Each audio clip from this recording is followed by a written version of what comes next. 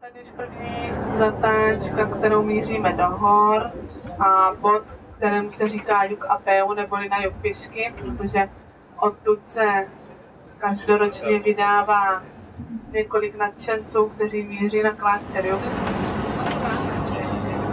Tak pan řidič nám to zase přibrzdí, po pravé straně můžete fotit kaňon Torrente de Padej. Z této části se říká Safoska.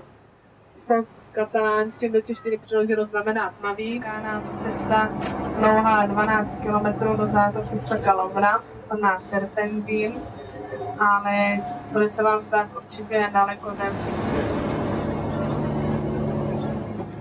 Tak název Sakalobra pochází z španělského slova kulebra, což znamená užovka.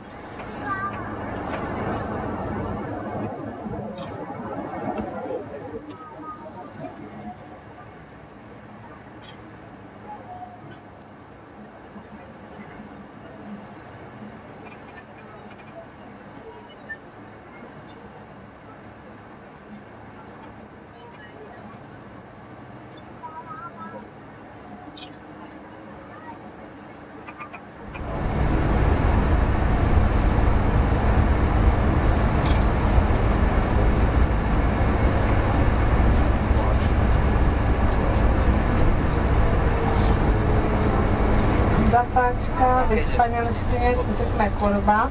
Po levé straně vidíte Tres Curvas de la Maria, neboli 3 Marijiny zatáčky.